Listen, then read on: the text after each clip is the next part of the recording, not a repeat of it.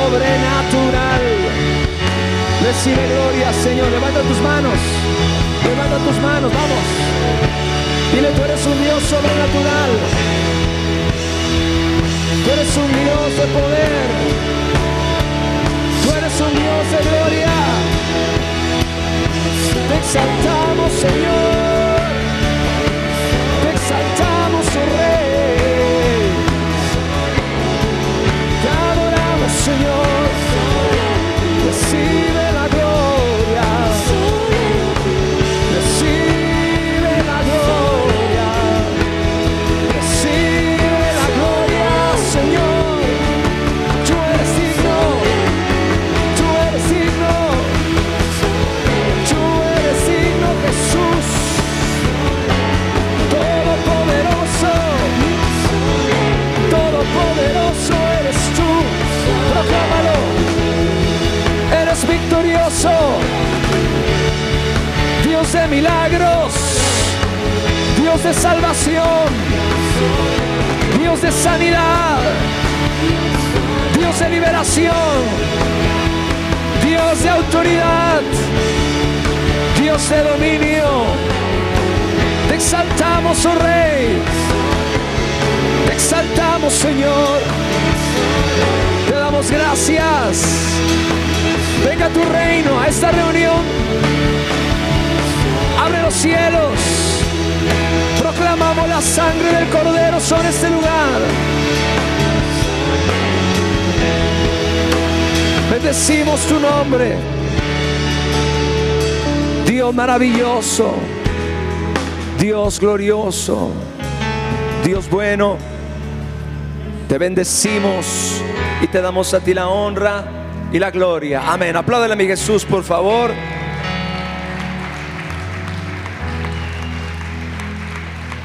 Te damos a ti la honra, Señor. Sean todos bienvenidos en este domingo glorioso. Qué bueno que están aquí. Qué privilegio el poder estar una vez más en la casa de Dios, el poder estar en la presencia del Señor para glorificarle, para adorarle, para exaltarle y para darle gracias. Amén. Amén. ¿Cuántos están listos para oír la palabra de Dios? Den un aplauso a mi Jesús.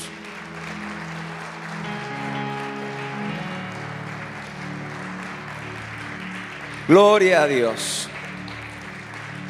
Y bueno, como usted se habrá dado cuenta, esta semana tuve un pequeño accidente y me lastimé el hombro. Voy a tener el brazo inmovilizado por algunas semanas.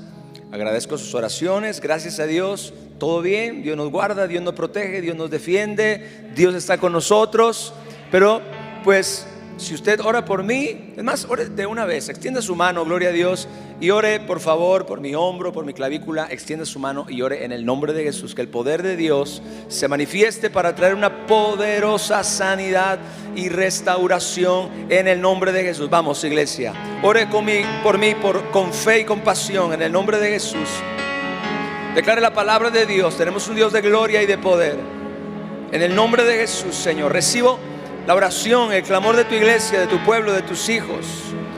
Señor, gracias por esta iglesia de fe, gracias por este pueblo de fe, gracias por esta congregación, Señor, en el nombre de Jesús. Recibo todo lo que ellos están orando, todo lo que ellos están pidiendo, Señor. Te doy gracias en el nombre de Jesús. Te exaltamos, te glorificamos y te bendecimos. Amén. Gloria a Dios. Muchísimas gracias, iglesia. Qué bueno que Dios nos permite seguir haciendo la voluntad de Dios. Que Dios me deja esta mano para agarrar el micrófono y esta boca para seguir predicando la palabra de Dios, y este corazón para seguirlo amando en el nombre de Jesús. Así que las cosas que se ven son temporales, pero las cosas que no se ven son eternas. Siéntese, por favor. Qué bueno que están aquí. Gracias, Jesús.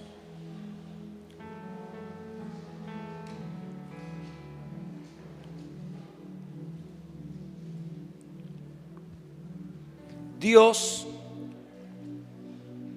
anda en busca de oportunidades para que su poder se pueda manifestar, para que su poder se pueda revelar.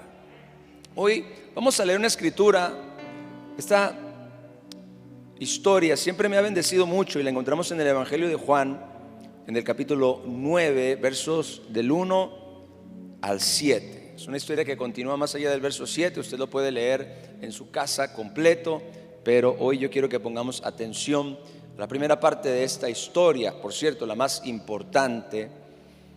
¿Están listos?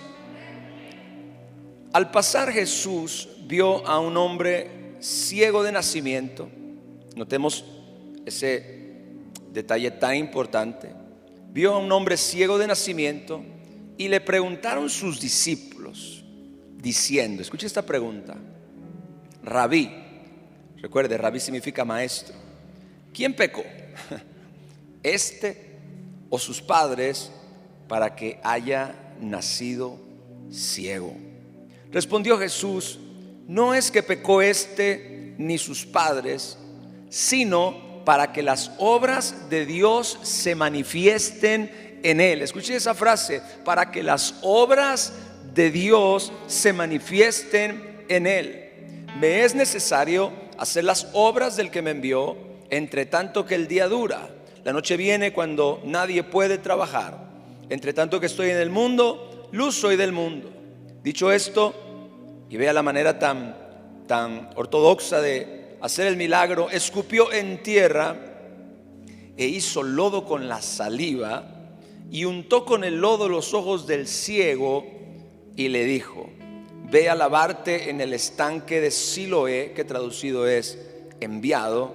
Y fue entonces y se lavó y regresó viendo. ¿Cuánto le dan la gloria a Dios? Maravilloso milagro, maravillosa manifestación del poder de Dios. Sabemos, como cantábamos hace un momento, que Jesucristo es el mismo de ayer, el mismo hoy y el mismo por todos los siglos. Una de las razones por las cuales Dios ha traído este énfasis acerca del poder de Dios, de los milagros de Dios, de lo sobrenatural de Dios, es que la iglesia recupere esa fe que de alguna forma la cultura le ha robado, que de alguna manera los tiempos que estamos viviendo le han robado, que la pandemia le ha robado.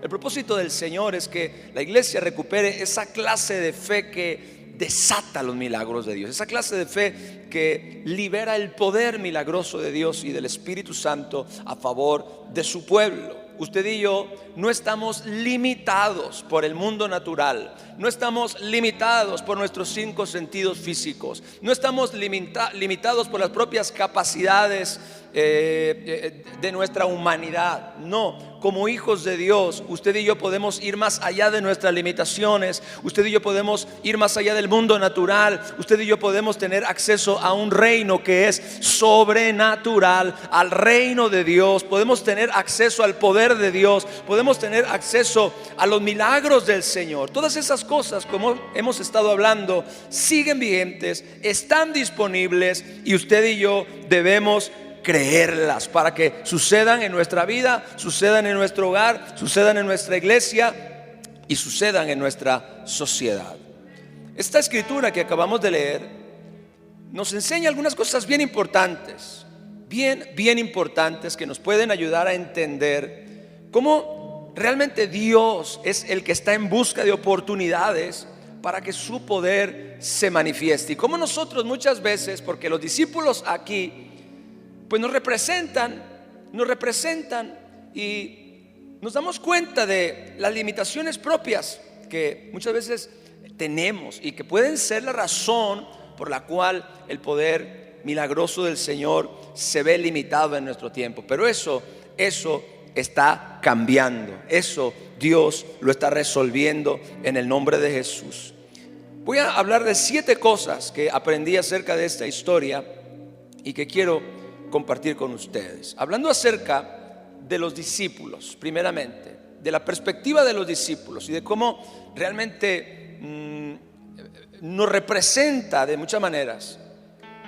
Si usted se da cuenta, todo comenzó porque se toparon con un hombre ciego, un hombre que no podía ver. Y entonces los discípulos hacen esa pregunta tan tan extraña, pero al mismo tiempo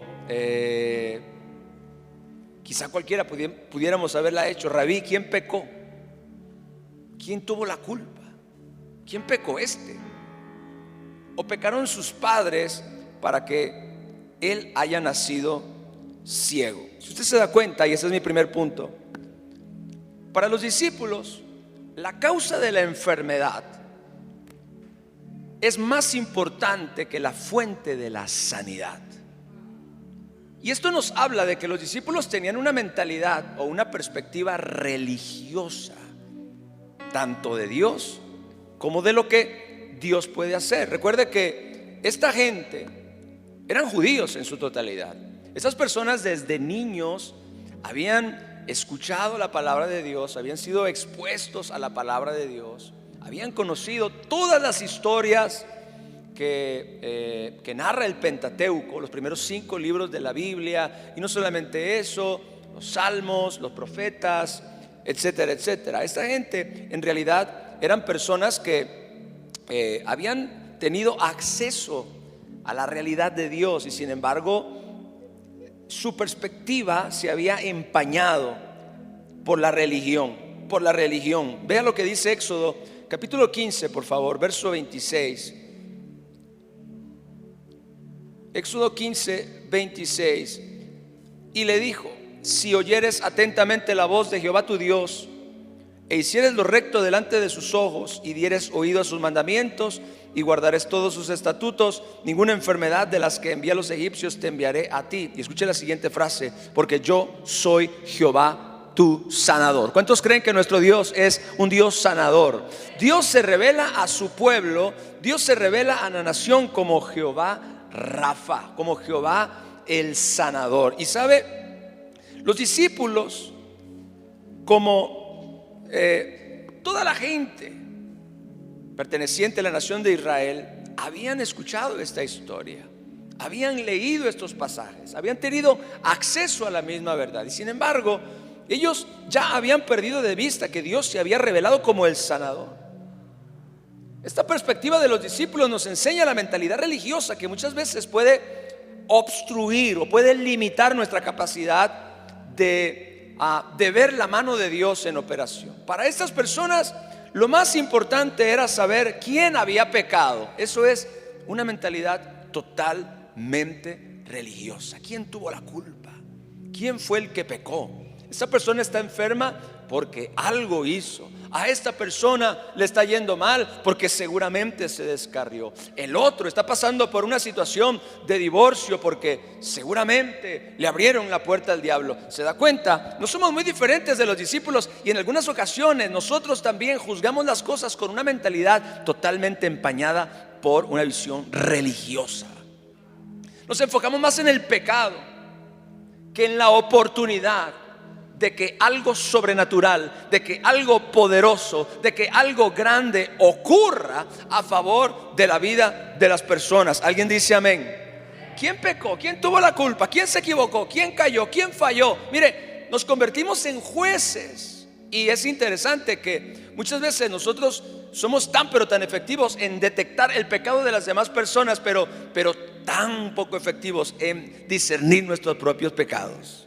Jesucristo dijo: ¿y por qué miras la paja que está en el ojo de tu hermano y no echas de ver la viga que está en tu propio ojo? Saca primero la viga que está en tu ojo, y entonces vas a poder ver mejor para sacar la paja que está en el ojo de tu hermano. Esta mentalidad religiosa muchas veces dentro del pueblo de Dios limita la operación del poder y de los milagros del Señor, porque nosotros, lejos de poder abrirle al Señor una puerta de oportunidad para que pueda moverse, estamos juzgándonos los unos a los otros.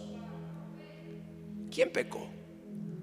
¿Saben? Me impacta que Jesús no hubiera dicho: bueno, sí, esto es una maldición generacional. Y claro, esas cosas ocurren, esas cosas son reales, pero el énfasis de Jesús, particularmente en este milagro, está en que ellos entiendan que lo más importante no era el pecado, y lo más importante no era la enfermedad. Lo más importante era la fuente de la sanidad, que es el Dios Jehová Rafa, el Dios, nuestro Dios sanador. ¿Cuántos dicen amén a eso? Mire, pongamos la mente en las cosas correctas. Pongamos la perspectiva correcta, porque la realidad es que Dios quiere hacer maravillas, Dios quiere hacer milagros, Dios quiere hacer cosas poderosas y sobrenaturales. Ahora, lo segundo que yo veo, primero noto una mentalidad religiosa. ¿Quién pecó? ¿Qué importa quién pecó? Si Jesús estaba a punto de hacer un milagro sobrenatural en la vida de esa persona. Amén. No era lo más importante. La enfermedad no era lo más importante. Ahora, lo segundo, el enfoque de los discípulos está en el problema, si se da cuenta. Está en la enfermedad. Ellos se hicieron rápidamente conscientes de la enfermedad y luego buscaron la causa. Y en ningún momento ellos están pensando en Dios.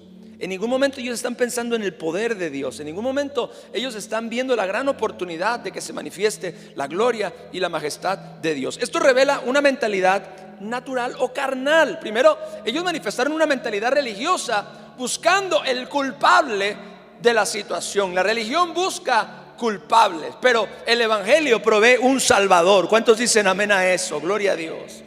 Pero ahora se manifiesta esta mentalidad natural y carnal porque el enfoque de los discípulos está en el problema. Está en la enfermedad. Y si usted nota, el enfoque de Jesús es completamente diferente al de ellos. El enfoque de Jesús está en la solución, pero ellos dijeron la enfermedad. ¿Cuántas veces usted y yo perdemos grandes y maravillosas oportunidades de que Dios se manifieste a favor nuestro como resultado de que estamos mucho más concentrados en nuestro problema que en el que da solución, en nuestro Dios, que en el que tiene poder para resolver las cosas? Mire lo que dice Génesis capítulo 17, verso 1, por favor. Génesis 17, verso 1. Dios se revela a Abraham y le dice, era Abraham de 99 años cuando le apareció Jehová y le dijo, escuche, yo soy el Dios todopoderoso. Eso significa el Dios que todo lo puede. ¿Cuántos creen que nuestro Dios es un Dios que todo lo puede? Un Dios sin limitaciones, un Dios sin barreras, un Dios que puede hacer absolutamente todo. Yo soy el Dios todopoderoso, anda delante de mí y sé perfecto. ¿Sabe? Los discípulos habían escuchado también este pasaje. Es más, los discípulos se jactaban, no los discípulos, los judíos particularmente se jactaban de ser hijos de Abraham, de ser descendientes de Abraham. Si alguien estudiaba la vida de Abraham, eran los judíos. Si de algo se enseñaba en las sinagogas y si algo le enseñaban a los niños desde que eran pequeños, era acerca de Abraham, el patriarca, y de su relación personal con Dios. Todas estas personas habían escuchado que Dios se había revelado como un Dios todopoderoso, un Dios sin límites, un Dios que tiene la capacidad de hacer absolutamente cualquier cosa. Y sin embargo, algo ha sucedido con la fe, algo ha sucedido con la esperanza, algo ha sucedido con todas esas verdades poderosas y sobrenaturales. Se han diluido en la corriente de pensamiento racional, natural, psicológico, humanista del mundo, tal y como nosotros muchas veces lo experimentamos. Satanás ha hecho un buen trabajo, tengo que reconocerlo. Ha hecho un buen trabajo atacando la fe del pueblo de Dios en lo sobrenatural, en los milagros. ¿Sabe cómo lo ha hecho? A través de todo de toda esta cultura de pensamiento racional y lógico, donde poco a poco se nos ha ido robando la fe en que Dios todavía es un Dios todopoderoso. Entonces los discípulos están más concentrados en el problema. Ellos solamente pueden ver la enfermedad. ¿Cuántas veces usted y yo estamos delante de un reto, de una necesidad, de un conflicto, y no podemos ver otra cosa que lo que nos está sucediendo? No podemos ver otra cosa que lo que estamos enfrentando. No podemos ver otra cosa que las circunstancias a nuestro alrededor. No podemos ver otra cosa que lo que sentimos. No podemos ver otra cosa que la adversidad o la dificultad. El enfoque de los discípulos está en el problema. Y todos tenemos problemas. Gloria a Dios. Mire, yo tengo un problema hoy. Y sin embargo, tenemos que poner los ojos en Jesús, el autor y consumador de nuestra fe. Tenemos que aprender a sacar nuestros ojos, nuestra atención, nuestro enfoque de las cosas que estamos viviendo para entonces ponerlas en aquel que es la solución, en aquel que es la respuesta. Todavía nuestro Dios y Padre es un Dios todopoderoso. Todavía los milagros siguen vigentes y siguen disponibles a favor de todos aquellos que creen y a todos aquellos que los piden. Amén. Entonces, me impacta mucho que los discípulos en un solo evento le muestran a Jesús que tienen una mentalidad religiosa y que tienen una mentalidad carnal. Pero hay un contraste, porque mi tercer punto revela otro tipo de mentalidad, otro tipo de enfoque, otro tipo de visión, otro tipo de perspectiva, que es evidentemente la perspectiva del Señor, la perspectiva de Jesús. Una mentalidad de reino. Diga conmigo, una mentalidad de reino. ¿Sabe que la mentalidad de reino ve una oportunidad en la necesidad? Ve una oportunidad en la adversidad. Ve una oportunidad en la enfermedad. Ve una oportunidad en las limitaciones para que las obras de Dios se manifiesten. Gloria a Dios. ¿En dónde puede operar realmente con efectividad el poder de Dios si no es en el lugar de nuestra necesidad, en el lugar de nuestro conflicto, en el lugar de nuestra enfermedad o de nuestra dificultad o de nuestra necesidad económica? Es ahí donde Dios se mueve. Jesús ve una oportunidad. Los discípulos dicen: Rabí, ¿quién pecó, este o sus padres, para que haya nacido ciego? Respondió Jesús: no es que pecó este, ni que pecaron sus padres, sino que esta es una oportunidad. ¿Cuántos dicen amén? Que Dios está buscando oportunidades para mostrar su poder. Esta es una gran oportunidad para que las obras de Dios, y recuerde, las obras de Dios en este contexto son milagros de sanidad, porque el hombre recibió la vista. El contexto de las obras de Dios aquí es milagros de sanidad, milagros poderosos de sanidad. Entonces Jesús dice: no es que pecó este ni sus padres, sino para que las obras de Dios, y escuche lo siguiente, se manifiesten en él. Jesús ve una oportunidad. Donde los discípulos vieron un problema, Jesús vio una oportunidad. Muchas veces donde tú y yo vemos problemas, Dios ve una oportunidad. Tenemos que cambiar el chip, iglesia. Tenemos que, con la ayuda del Espíritu Santo y de la palabra, ser libres, en primer lugar, de la mentalidad religiosa que está buscando la causa del problema en el pecado, en el error, en la mala decisión. Y repito, aunque todas esas pueden ser causas legítimas, cuando hablamos acerca del poder de Dios, tenemos que entender que lo más importante no es la causa y tampoco el problema, porque lo segundo que manifestaron los discípulos fue la mentalidad carnal y natural, cuando ellos estuvieron más conscientes de la enfermedad que del Jesús que estaba con ellos. ¿Usted se imagina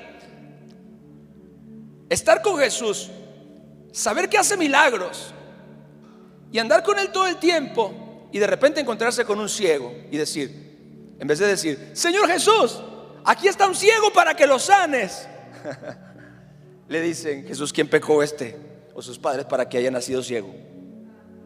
¿Usted cómo se comportaría junto a Jesús, sabiendo que hace, y usted ha sido testigo de poderosos y maravillosos milagros de sanidad? Usted va caminando y se encuentra un paralítico y: Jesús, aquí está otro. Señor, aquí está otro. Mira, este no puede hablar. ¿Verdad que no puedes hablar? Oh, okay, no puede hablar.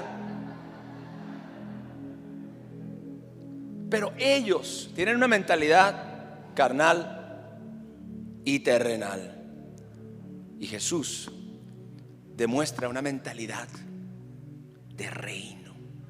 Escuche bien, una mentalidad de reino. Y usted puede tener una mentalidad de reino, y yo puedo tener una mentalidad de reino. ¿Sabe? En este contexto, ¿cuál es la mentalidad de reino? La mentalidad de reino es la que ve una oportunidad para que la gloria de Dios se manifieste donde hay una necesidad.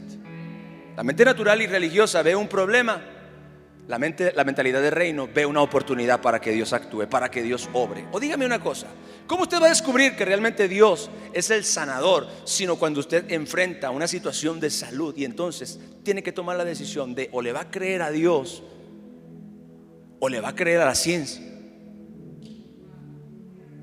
Cuando usted está experimentando una situación económica, cuando usted va a conocer al Dios que provee, a menos que usted esté enfrentando un problema económico y tome la decisión de creer lo que la palabra de Dios dice y de creer en un Dios que realmente prospera y bendice, o de seguir echando mano de las artimañas y las astucias humanas y naturales para conseguir recursos para salir de los apuros.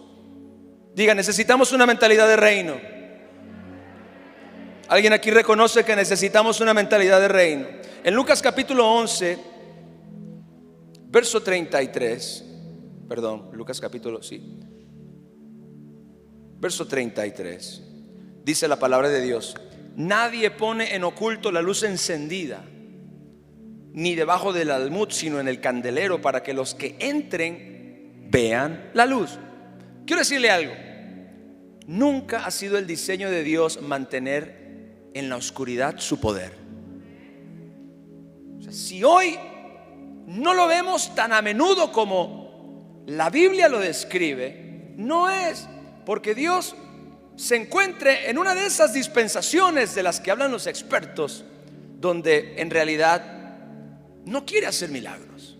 Muchas veces justificamos absurdamente la ausencia de poder y buscamos una doctrina o buscamos una explicación. No, nunca ha sido la voluntad de Dios mantener oculto su poder milagroso. Nunca ha sido la voluntad de Dios esconder su capacidad para hacer todas las cosas mucho más abundantemente de lo que pedimos y de lo que entendemos. Nunca ha sido la voluntad de Dios encender una lámpara para esconderla debajo de una mesa. El propósito de Dios y el diseño de Dios siempre ha sido que la mesa esté en el centro de la habitación para que todos aquellos que entren puedan verla. El propósito de Dios ha sido siempre revelar su poder, manifestar su poder, nunca que su poder esté en oculto. Y eso nos lleva al cuarto punto de esta enseñanza. De acuerdo a lo que nuestro Señor Jesús está diciendo, Dios el Padre desea poner en evidencia, diga en evidencia, la clase de cosas que Él puede hacer por las personas. Dios quiere poner en evidencia. Por eso, si volvemos al texto, Jesucristo dice: no es que pecó ni que pecaron sus padres, sino para que las obras de Dios se manifiesten, esto es, se den a conocer, se revelen, se hagan evidentes.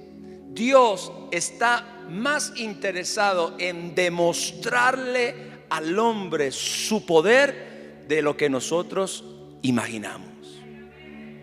Jesús está hablando de demostrar algo, de probar algo. ¿Sabe que el poder de Satanás es evidente?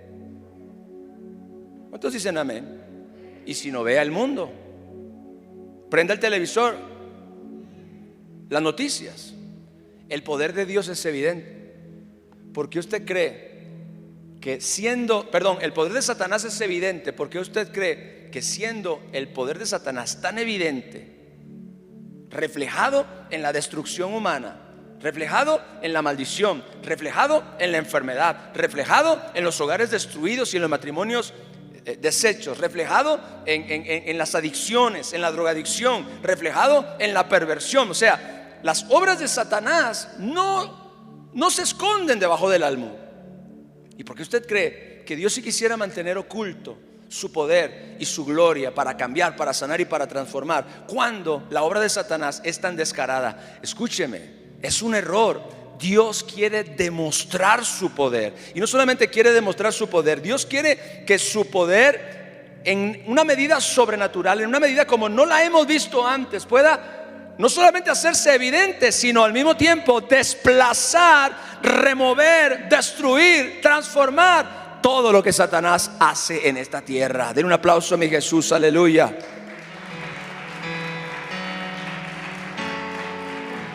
Mire, Jesús dice, esta es una gran oportunidad de que quede demostrado el poder de Dios. Pablo lo dijo de esta manera en 1 Corintios capítulo 4 verso 20. Acompáñeme, 1 Corintios capítulo 4 verso 20.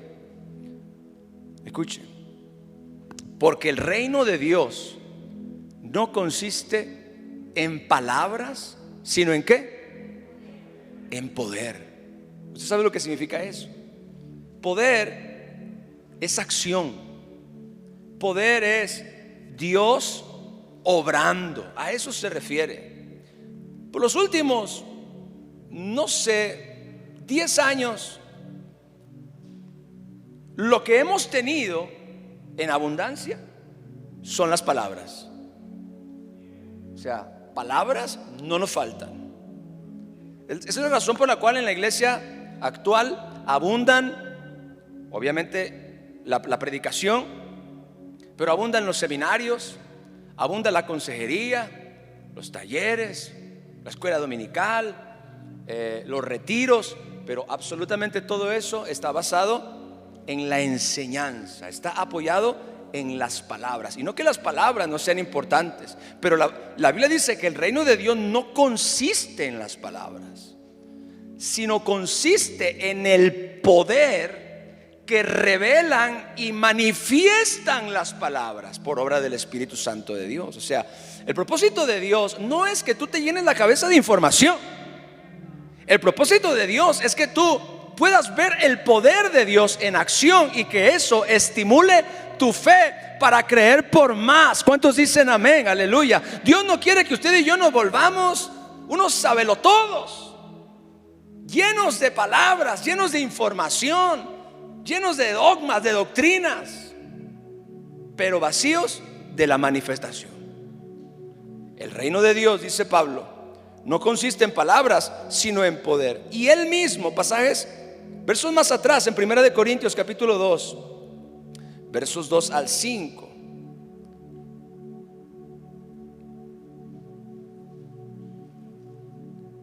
Vea, pues me propuse entre vosotros, le dice a los corintios, no saber cosa alguna sino a Jesucristo y a este crucificado. Y anduve entre vosotros con debilidad. Mire, hoy yo me identifico con Pablo. Hoy ando entre ustedes con debilidad, pero eso no importa.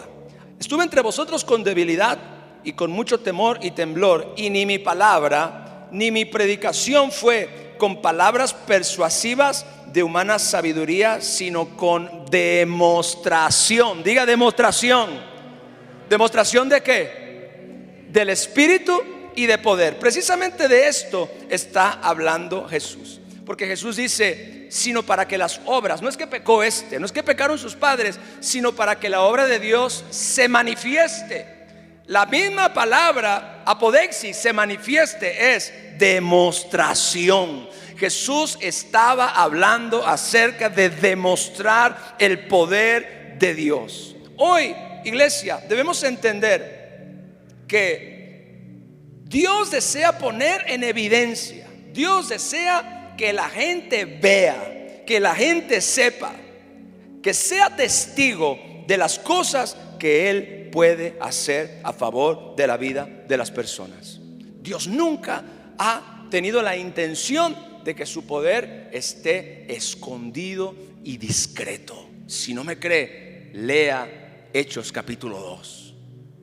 Toda una ciudad se enteró el día que el Espíritu Santo cayó en el Pentecostés. Ese fue el primer mensaje. En el segundo mensaje, toda la ciudad se enteró de que el cojo que ponían a pedir limosna en el templo de la Hermosa había sido sanado. Escuche, analice los milagros en el libro de los Hechos, analice los milagros en el ministerio de nuestro Señor Jesús. Todos los milagros se hicieron famosos. Todos los milagros fueron atendidos por muchas personas. Mucha gente se enteró de lo que sucedió. ¿Sabe por qué? Porque nunca fue la intención de hacer ninguna de esas cosas discretamente. Dios vino a demostrar que Él es Dios. ¿Cuántos dicen amén a eso?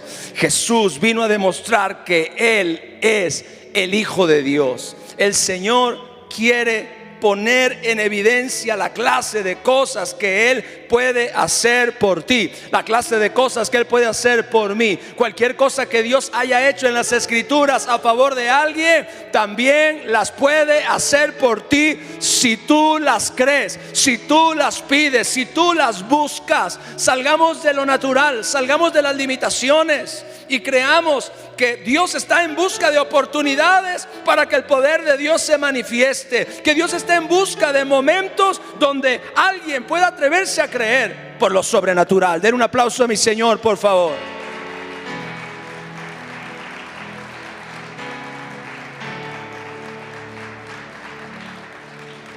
Cinco. La Biblia dice que el método, por llamarlo de alguna forma, porque no hay ningún método como tal, la forma en la que Dios sanó a este hombre, dice la Biblia, dicho esto, escupió en tierra e hizo lodo con la saliva y untó con el lodo los ojos del ciego y le dijo: ve a lavarte en el estanque de Siloé. ¿Sabe?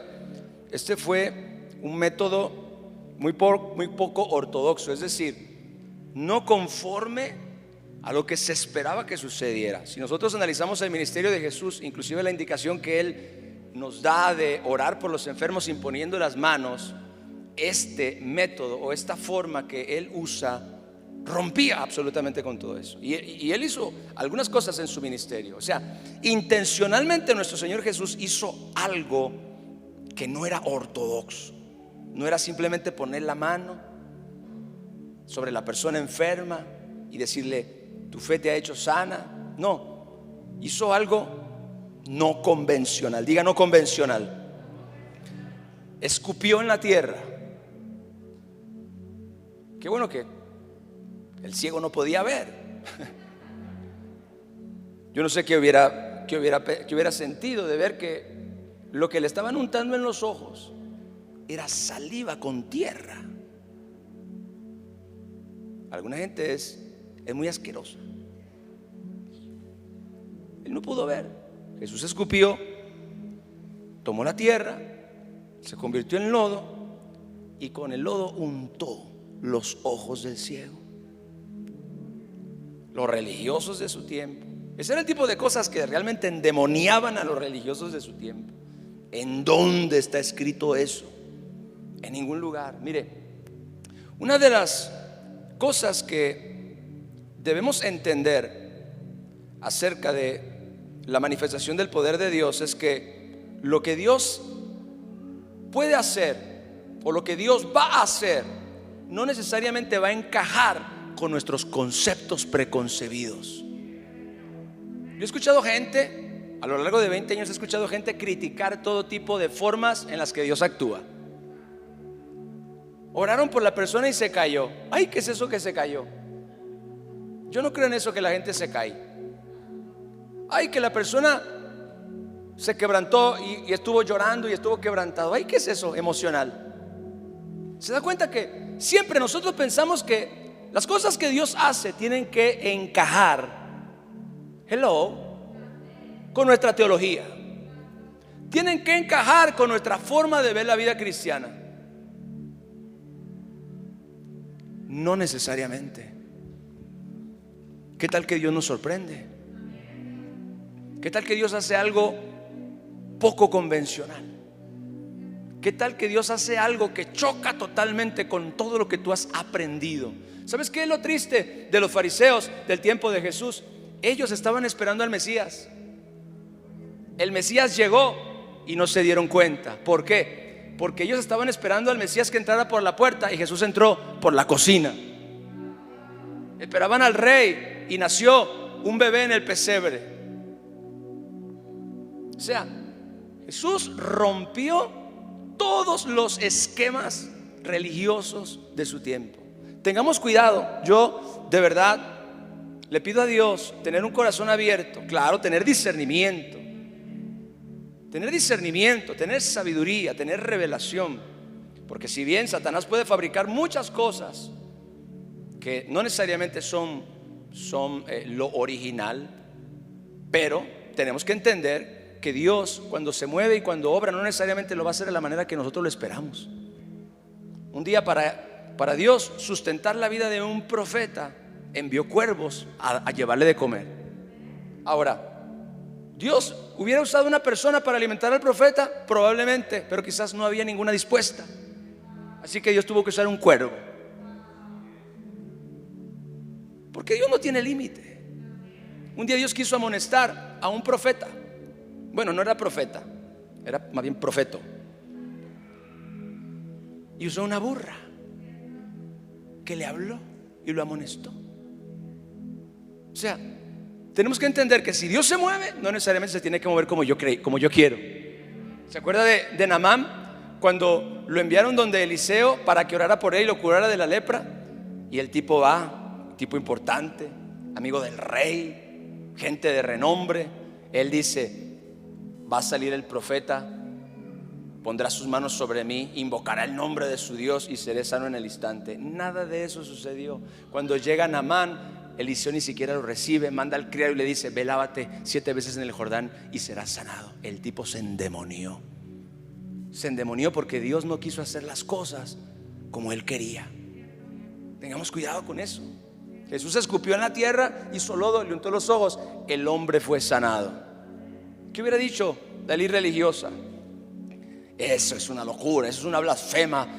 Bueno, no quiero andar demasiado en ese punto, pero a lo que voy es: no limitemos a Dios. Diga, no limitemos a Dios, creyendo que todo lo que Dios haga se tiene que acomodar a lo que yo pienso, se tiene que acomodar a mi teología, se tiene que acomodar a la forma en la que a mí me gustaría que fuera. Gloria a Dios. No, el Espíritu Santo puede caer ahora y todos podemos caer llorando, o todos podemos caer riendo, o todos podemos caer aterrados por su majestad, qué sé yo.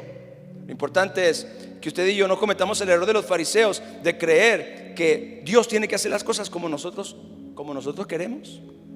No necesariamente. Gloria a Dios. Amén. Dile a tu hermano: no encasilles a Dios.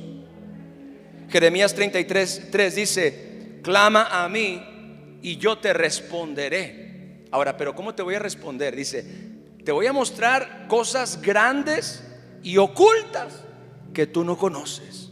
Así que si tú no las conoces, porque son cosas que estaban ocultas, ¿cómo crees que las vas a entender? Si tú no las conoces, te mostraré cosas grandes y ocultas que tú no conoces. No limitemos a Dios. 6, estoy terminando ya.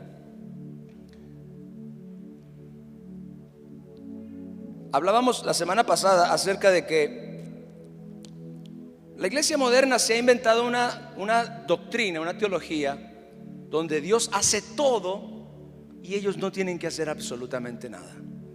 ¿Sabe? Yo he descubierto en la Biblia que todo milagro de parte de Dios involucra una acción específica del hombre.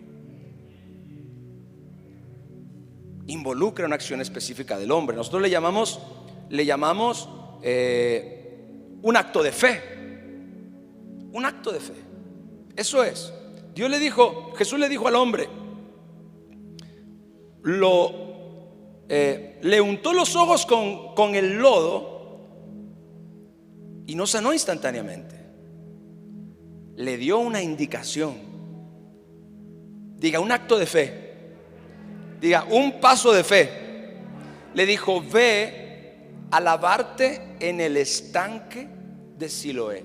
Estoy convencido de que este no era el único estanque. Recuerde que había por lo menos otro estanque llamado Betesda.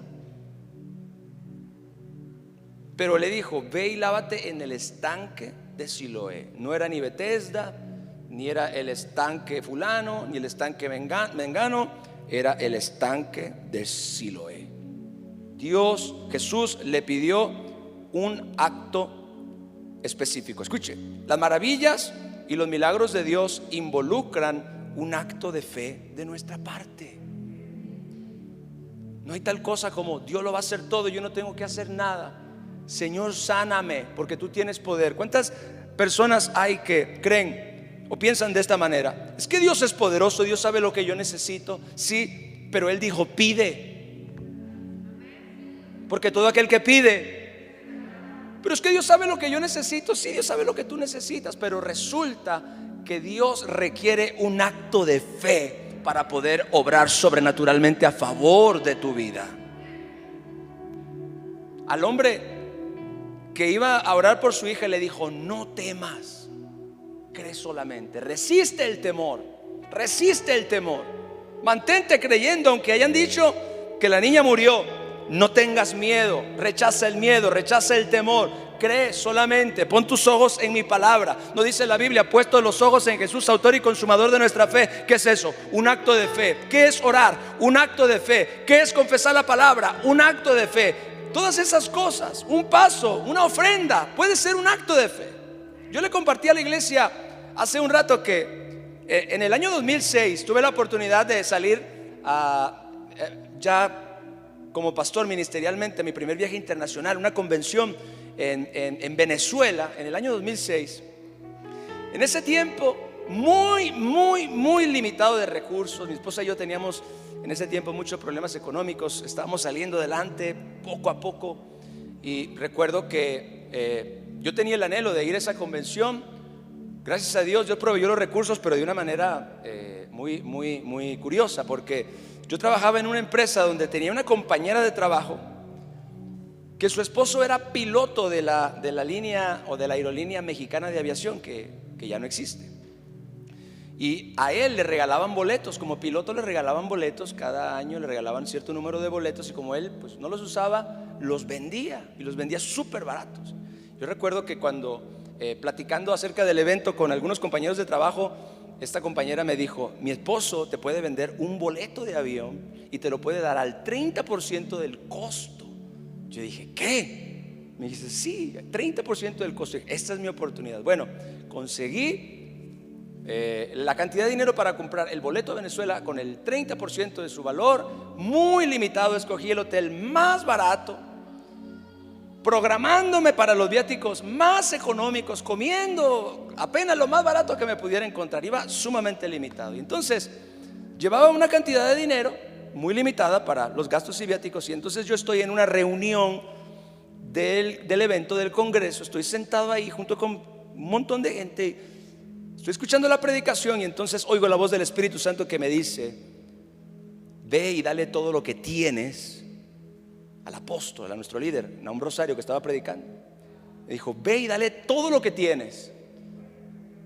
Y, sí, Señor, habla que tu siervo oye. No. Si usted como yo me entenderá, yo estaba ahí como, ¿qué? Empecé un diálogo amigable con el Espíritu Santo.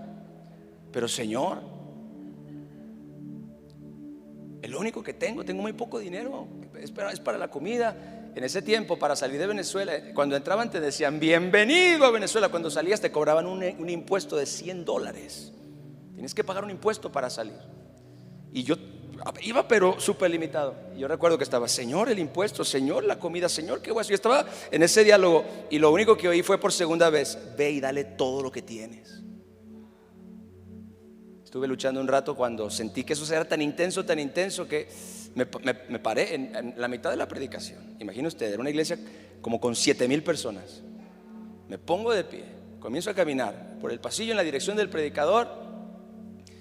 Llego donde está él y le digo, el Señor me dijo que le diera todo lo que traigo. Él me miró y me dice, obedécelo. Saqué mi cartera y le di todo el dinero que tenía. Y me regresé a mi lugar con la paz de Dios que sobrepasa todo entendimiento, sintiendo el gozo de Dios. No, en el momento en el que toqué mi silla, Satanás comenzó a atacarme. Eres un tonto, ¿qué acabas de hacer? No vas a tener ni para comer, ¿cómo te vas a regresar? Qué locura, qué tontería. Y bueno, estaba yo ahí. Yo recuerdo que esa prédica sufrí nada más, ni siquiera oí, ya después de eso ya no oí nada. Me dolía hasta la cabeza, pero dije, bueno, yo creo que hice la voluntad de Dios. Me puse de pie, era como el segundo día del congreso. Y entonces algo sobrenatural sucedió. A partir de ese momento, cuando termina la reunión, la gente que iba y me saludaba: bendiciones, pastor. Cuando me soltaba la mano me dejaba un billete. Por 2 días y medio, toda la gente que me saludaba me dejaba un billete o varios billetes en la mano. Escuche bien, me tenían pena. No, bueno, al principio me daba pena, después se me quitó. Me daba pena y yo quiero bendecirlo. Ok, va. Al principio me daba pena, después se me quitó, entendí. Pero déjeme decirle algo. ¿Sabía Dios que yo iba sumamente limitado a ese congreso? Por supuesto. ¿Sabía Dios que yo iba limitado hasta para la alimentación? Sí, Dios lo sabía. Iba sumamente limitado. Dios quería hacer algo, pero para que Él pudiera hacer algo, yo tenía que dar un paso de fe. Él me pidió algo que yo tenía en mi mano, porque Él quería poner algo más grande en mi mano. Mire, cada vez que Dios le pida algo que usted tiene en la mano, no es para dejarlo con las manos vacías. Cada vez que Dios le pida algo que usted tiene en su mano, es porque Él quiere poner en su mano algo mucho más grande. Yo recuerdo el último día, porque me quedé un día más. Mi vuelo salía, se terminó el evento, y yo todavía, hasta el siguiente día, a la medianoche de ese día, yo me quedaba. Oiga, ese día fui turista de lujo. En serio, ese día salí con algunos pastores a la ciudad, comprándole regalos a mis hijas, a mi esposa. Fuimos a comer a un restaurante. No, ese día yo vi la mano de Dios. Dios me bendijo de una manera sobrenatural, y todo como resultado de un acto de fe. Usted y yo tenemos que tener los ojos abiertos, porque para que lo sobrenatural de Dios se manifieste, es probable que el Señor te pida que tú des un paso de fe. No tengan miedo en dar un paso de fe, porque ese paso de fe puede ser clamar, puede ser cualquier cosa. No necesariamente tiene que ver con dinero. Ahora el pastor va a pedir una ofrenda. No voy a pedir ninguna ofrenda. Usted sabe que no soy así. Son actos de fe, son cosas específicas. Jesús le dijo a este hombre, después de untarle los ojos con el lodo, le dijo: ve, tienes que hacer algo. Tú vas a participar. Tú vas a participar del milagro. Tú te vas a involucrar en el milagro. Hay algo que te corresponde hacer a ti. Yo voy a hacer lo que tú no puedes hacer, pero tú tienes que hacer lo que tú sí puedes hacer. Gloria a Dios. Tú vas a ir y te vas a lavar en el estanque de Siloé, que traducido es enviado. Fue entonces y se lavó y regresó viendo. Cuando el hombre dio el paso de fe, el cielo se abrió, el milagro se manifestó, el poder de Dios se reveló, y el hombre que había nacido ciego recibió en un instante su completa sanidad. Denle un fuerte aplauso a mi Señor. Aleluya.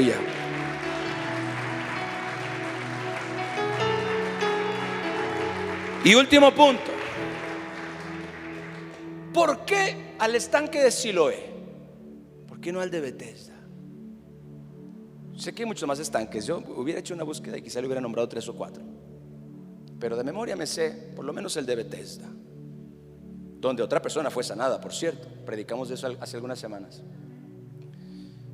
Dice la palabra de Dios. La palabra de Dios enseña por qué. Dice: ve a lavarte al estanque de Siloé, que traducido es enviado. Diga conmigo: enviado. Diga otra vez: enviado. Usted debe saber algo. Dios quiere manifestar su poder. Dios quiere revelar su poder. Dios quiere aprovechar la oportunidad de manifestar sus obras maravillosas en nuestra vida, para que usted y yo nos convirtamos en la evidencia de lo que Dios puede hacer. Usted y yo, el propósito de Dios es que seamos los enviados, que seamos aquellos que dan testimonio de lo que Dios puede hacer. Somos aquellos que dicen: a mí Dios me liberó, entonces Dios también te puede liberar a ti. ¿Dónde están aquí los enviados? Gloria a Dios. ¿Alguien aquí ha experimentado en alguna ocasión un milagro de Dios? ¿Alguna cosa sobrenatural que Dios hizo? ¿Sabe que Dios hace esas cosas no solamente para beneficiarlo a usted, sino para convertirlo en un enviado, para que usted vaya y dé testimonio de lo que Dios hizo, y otras personas también puedan creer en el mismo Dios sobrenatural en el cual usted ha creído? Ve al estanque de Siloé, que traducido es enviado. Usted y yo somos enviados a esta tierra. Es más, hay un pasaje en las Escrituras, en Primera de Pedro capítulo 2 verso 8, que dice, gloria a Dios. Primera de Pedro 2:8, por favor.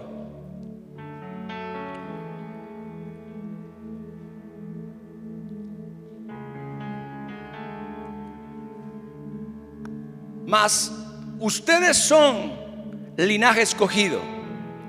¿Qué somos, iglesia? Linaje escogido, nación santa, pueblo adquirido por Dios. ¿Para qué? Para anunciar las virtudes. Y una de esas virtudes del Señor es su poder para sanar. Una de esas virtudes del Señor es el poder para liberar. Una de esas virtudes del Señor es el poder para bendecir, para prosperar. Una de esas virtudes del Señor es el poder para restaurar hogares, para restaurar familias, para restaurar matrimonios. Una de esas virtudes del Señor es su protección divina. Dice la palabra de Dios que usted y yo hemos sido enviados a anunciar las virtudes de aquel que nos llamó de las tinieblas a su luz admirable. Usted y yo somos, como este hombre, enviados a dar testimonio de la grandeza y del poder de Dios en la tierra. Dele un fuerte aplauso a mi Señor. Fuerte el aplauso a mi Rey. Aleluya.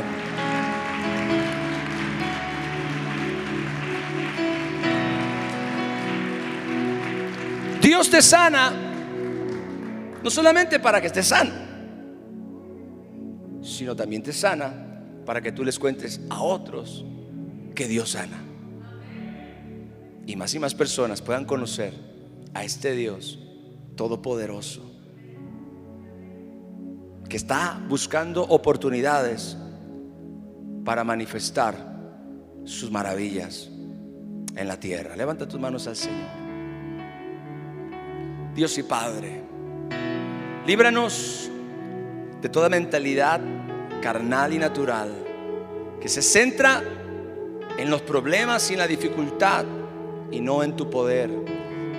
Líbranos, Señor, de una mentalidad religiosa que se centra en las posibles causas, en los errores, en los fracasos de otros, Señor, y no en aquel que es la fuente de toda solución. Danos una mentalidad de reino. Dile, Señor, danos una mentalidad de reino, una mentalidad que ve una oportunidad de ver la gloria y la majestad de Dios aún en medio de los conflictos. Que donde otros vean conflictos, nosotros veamos una oportunidad para que el poder de Dios se manifieste. Señor, enséñanos que tú eres un Dios que quiere demostrar su gloria, su majestad. Que no eres un Dios que quiere esconder la luz debajo de una mesa o de un almud, sino que eres un Dios que quiere exhibir su gloria y su majestad para dar testimonio a esta tierra, a este mundo y a sus hijos acerca de su poder sobrenatural. Enséñanos, Dios Todopoderoso, que tus milagros, tus maravillas, Señor, requieren un acto de fe, requieren que oremos, requieren que ayudemos, requieren que clamemos, requieren de actos específicos en un momento determinado para que se abra la dimensión del Espíritu Santo, Señor. Enséñanos, Dios Todopoderoso, en el nombre glorioso de nuestro Señor y Salvador Jesucristo, que hemos sido enviados a dar testimonio de esas cosas y milagros maravillosos que tú ya has hecho por muchos de nosotros, Señor, y por eso estamos hoy aquí. Te alabamos y te bendecimos en el nombre de Jesús. Amén. Iglesia, Dios me los bendiga, que la paz de Dios sea con ustedes, que esta sea una semana sobrenatural, una semana poderosa, una semana de milagros, de sanidad, en el nombre de Jesús. Les amo, les bendigo. Excelente semana, feliz domingo, bendiciones para todos.